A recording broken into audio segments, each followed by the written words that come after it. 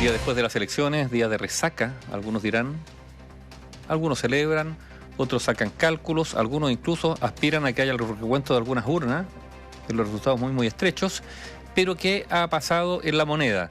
A ver, La Moneda está ante la necesidad urgente de retomar su agenda después de los comicios de este fin de semana. En todo caso hicieron un balance relativamente positivo porque esperaban un resultado peor por la crisis política derivada del caso del ex subsecretario del Interior, Manuel Monsalve.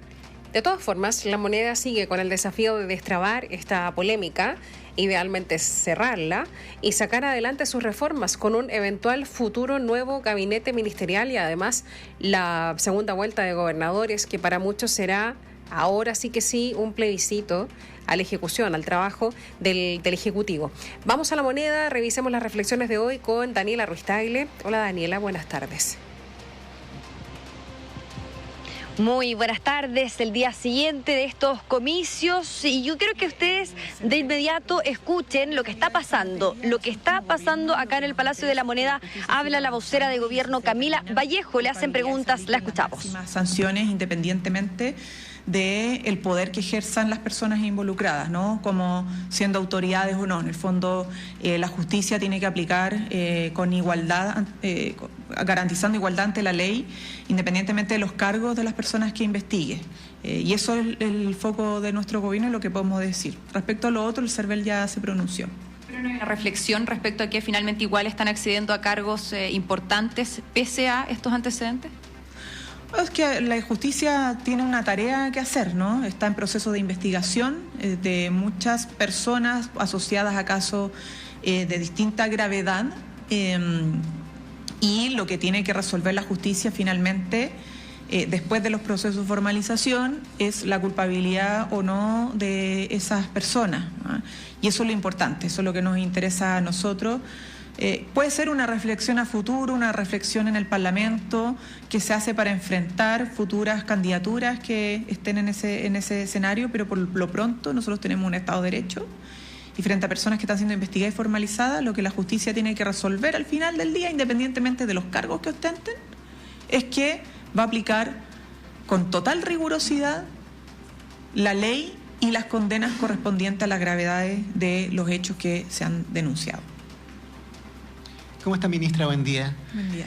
Ministra, los resultados de la Municipal de Santiago... Son las palabras de la ministra, vocera de gobierno Camila Vallejo, a quien se le pregunta respecto a estos candidatos a alcaldes que resultaron electos y que han generado polémica. Bueno, ¿por qué? Porque hay algunos que se encuentran en prisión, hay uno que se encuentra en prisión preventiva, otro con arresto domiciliario. Se le preguntaba a la vocera cómo ven este resultado pese a su situación. Ahora le preguntan por el escenario de cara a las próximas elecciones. Estamos hablando de las presidenciales, pero por supuesto vamos a estar actualizando. Ha sido un día en que el presidente Gabriel Boric o llegó muy temprano o derechamente durmió acá. ¿Por qué? Porque él ya estaba acá en el Palacio de la Moneda cuando ya eran cerca de las 6 de la mañana. De hecho, cuando se le rindieron honores, pasadas las 8 de la mañana, él bajó por su oficina, desde su oficina, cruzó el Entrepatios y salió por Morandé 80 para reingresar y ahí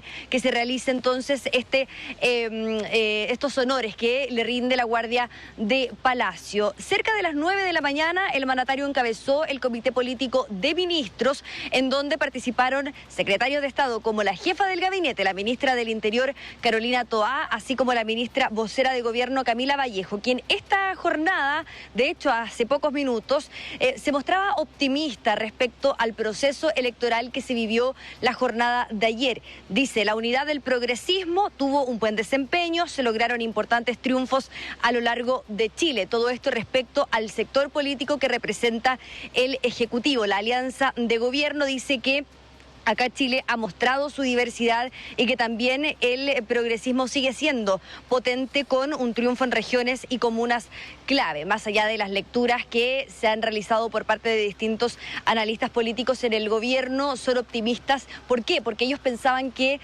las elecciones iban a verse fuertemente afectadas por el caso Monsalve, que es esta crisis política que ha impactado. A ver, estamos con un problema en la comunicación con La Moneda, pero bueno, estamos oyendo lo que ha sucedido esta mañana con este comité político, después comité político ampliado, en donde se revisa lo que sucedió. Y si bien efectivamente pudo haber sido peor para el Ejecutivo, sin duda, el resultado de estas elecciones, particularmente por lo ocurrido con Manuel Monsalve y el eterno desangre, ¿no?, de esta situación por parte del Ejecutivo, de todas maneras hay que retomar la agenda, hay que terminar este gobierno, idealmente sacando las reformas más emblemáticas. Por ahora, si ya había problemas, es probable que siga habiéndolos todavía más complicados. Claro, bueno, a ver, esta es una elección efectivamente de alcalde, no de parlamentarios, no incide, pero ya algunos empiezan a sacar cuenta de cómo posicionarse para las elecciones que vienen.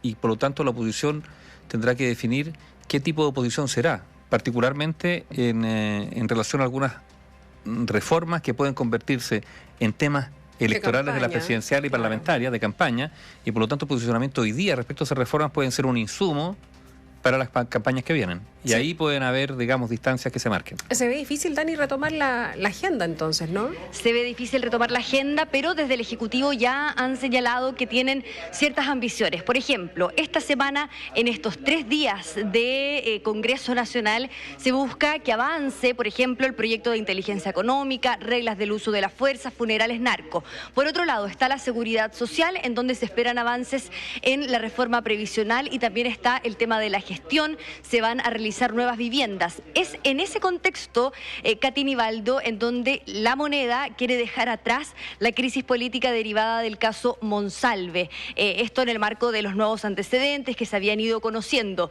Hoy día escuchamos, por ejemplo, al senador del Frente Amplio, Juan Ignacio Latorre, dice que sin tener muchas expectativas en lo que fueron las elecciones, sin duda hay un costo en algunas comunas en donde se perdió, por ejemplo, Ñuñoa, Santiago Centro, pero de todas formas el parlamentario es optimista sobre lo que se pudo ganar, al menos como Frente Amplista. Pasemos a escuchar las palabras del parlamentario. Sin tener demasiadas las expectativas altas en estas elecciones, sin duda que hay un costo en algunas comunas donde se pierde, por ejemplo Ñuñoa, Santiago Centro, y creo que el gobierno tiene que seguir con las prioridades que están establecidas en materia de seguridad, en materia de la reforma de pensiones. Ahora viene la ley de presupuesto, está toda la discusión sobre el crédito con aval del Estado. El gobierno tiene que mantener su agenda hasta el último día.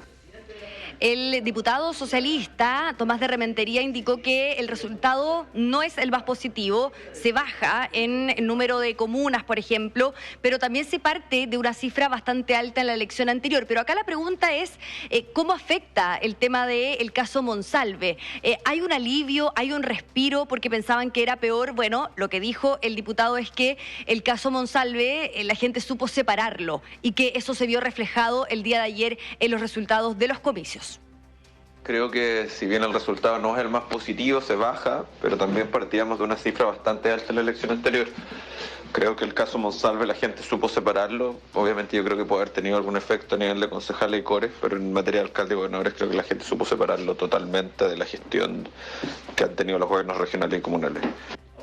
El gobierno, Katy Nivaldo, ha mostrado una especie de respiro después de estas elecciones que, si bien no fueron los mejores resultados para ellos pensaban que iban a ser peores. Esto considerando lo que les mencionábamos anteriormente, la crisis política.